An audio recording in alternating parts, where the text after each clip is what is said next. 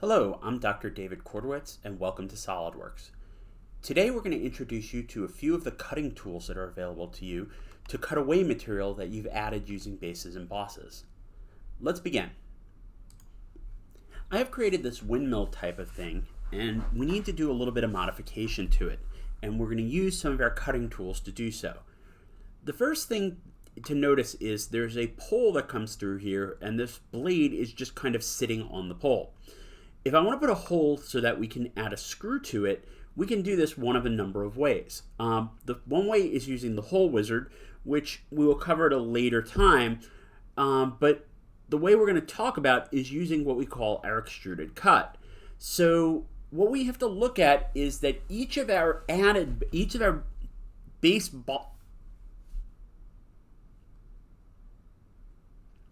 what we have to look at is that each of our base boss tools has a paired cutting tool.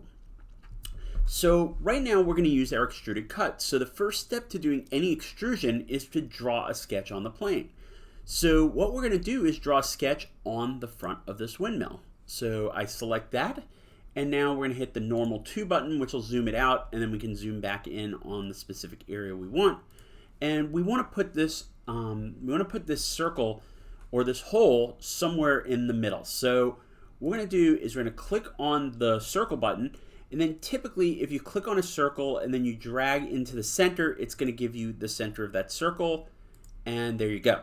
So if you highlight the edge of the circle and pull towards the center, it'll put an X at the center.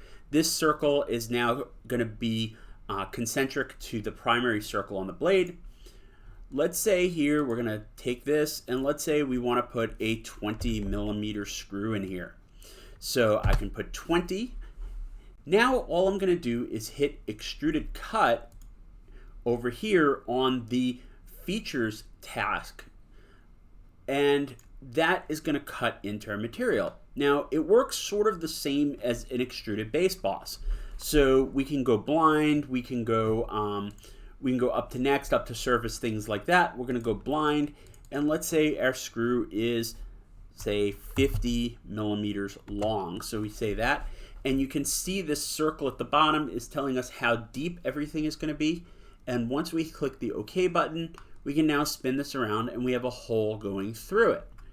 So what this gives you is it gives you the ability to trim things at the end of your construction or during your construction, and then you can simply add additional things, such as if you wanted to add a screw or something like that, you can add it in.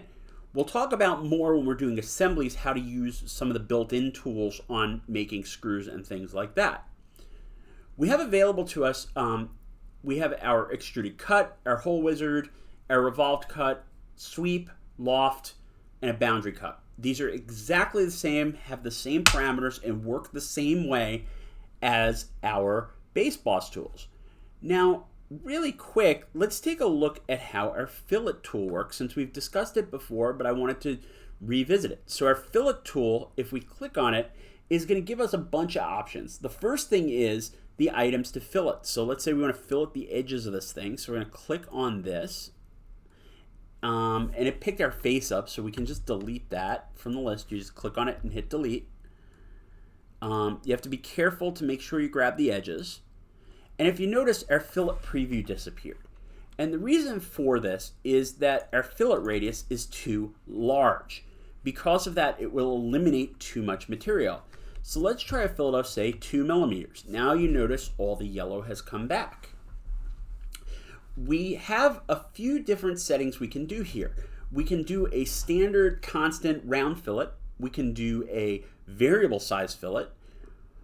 We can do a face fillet, or we can do a full round fillet. Typically we stick with this first option with the constant size fillet, although you can change. If we come down here, we have our fillet parameters. We have symmetric and asymmetric. That's the ability to either be symmetric in the X and Y or asymmetric and let you set it. Multi-radius fillet obviously allows you to edit the results. We have a few different profiles. Typically I use circular, but you can use things like conic row, conic radius, things like that. It will just give you slightly different shaped edges, and you can also modify how they're set up. We have some partial edge parameters and things like that. I tend not to use those for most things. But if you look at our surface right now, we have pretty much the edge of that done. Now, a quicker way, if we wanted to put those fillet edges on everything, would be instead of checking the individual edges, we can just pick the surface and it's going to give us every edge. So now I'm going to click OK, and if you notice, it's rounded off those corners. So let's try chamfer on the backs of the blades. So to do this, you go to the fillet tool and click the arrow pointing down. We can pick chamfer here, and then with chamfer, it works sort of the same way with slight differences. So we have the ability to give an angle and a distance and a distance.